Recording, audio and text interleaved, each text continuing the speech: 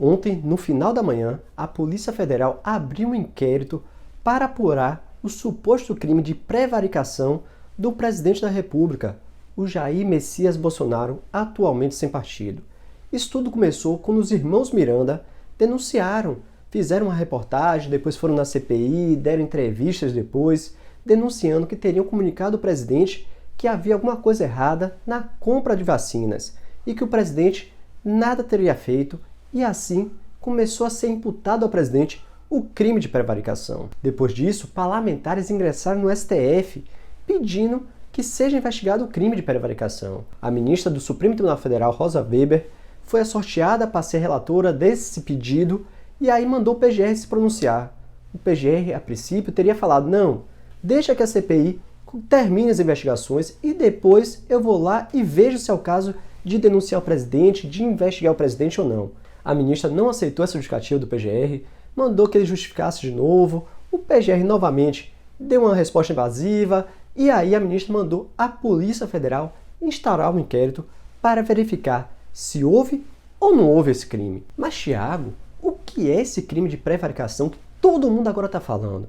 Segundo o artigo 319 do Código Penal, o crime de prevaricação acontece quando qualquer funcionário público deixa de fazer um ato ou retarda a prática desse ato quando deveria fazê-lo no exercício das suas atividades por causa de um interesse próprio. E aqui é que está a grande chave. Grande chave por quê? Porque o presidente fala que ele, por ser presidente, ele não é servidor público e por isso não poderia prevaricar. Ocorre que o Código Penal fala em funcionário público. Funcionário público é diferente de servidor público. Servidor público é aquela pessoa concursada. E aí sim, se o Código Penal falasse em servidor público, eu concordaria com o presidente. Ele não é servidor, não poderia prevaricar.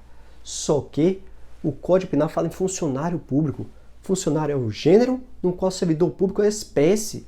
É mais amplo o funcionário público. Ou seja, englobaria todos que participam do ente estatal. Inclusive aqueles cargos em comissão, as indicações, os cargos eletivos. E sim, todos os políticos são funcionários públicos. Estão ali atuando como funcionário público, recebendo por isso e exercendo suas atividades públicas.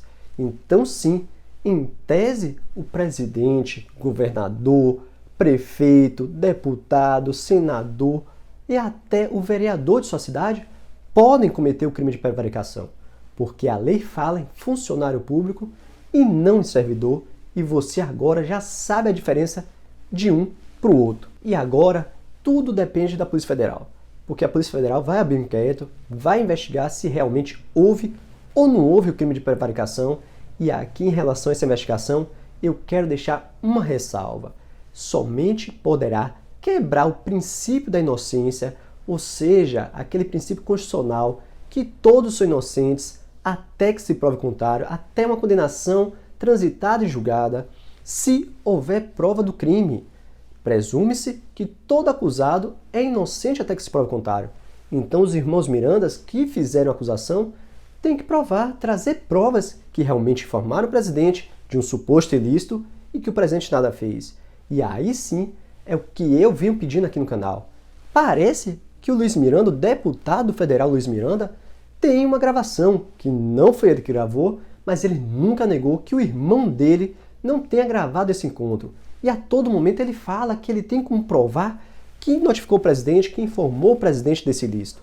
Então, deputado, traga a prova, forneça à Polícia Federal, não precisa nem trazer a público, mas forneça a prova para a Polícia Federal. Até porque você, Vossa Excelência, como deputado federal, esconder prova, pode sim também ser enquadrado como um crime de prevaricação. Então traga a prova, confirme se o presidente realmente soube de um suposto ilícito e nada fez.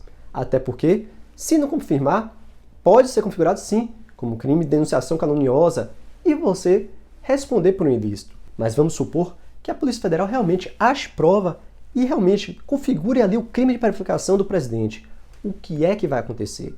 A Polícia Federal vai remeter esses autos, esse inquérito, para o Procurador-Geral da República, que atualmente é o Augusto Aras, e ele que vai decidir se oferece a denúncia do presidente ou não.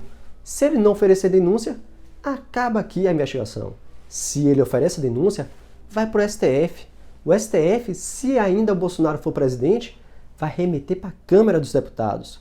Lá, o CCJ, Comissão de Constituição e Justiça, vai analisar o processo. Se passar pela CCJ, vai para o plenário. E lá teremos que ter maioria qualificada para aprovar que o presidente cometeu um crime.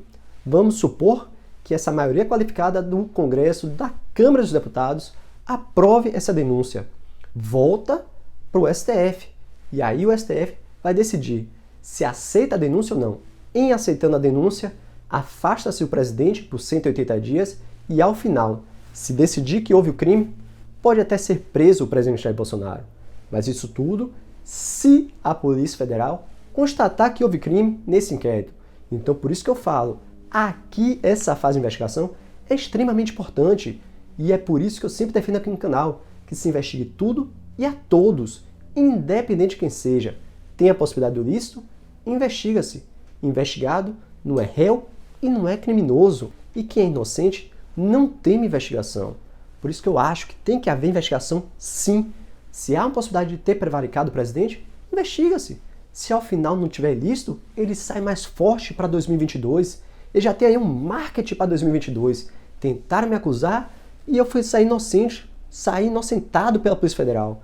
Então não tem que temer investigação. Ajude a polícia, forneça as informações à polícia. E aí, se for inocente, sairá fortalecido para o ano que vem, que teremos novas eleições para presidente. Assim como também cobro as investigações de todas essas pessoas que estão indo na CPI e denunciando supostos ilícitos.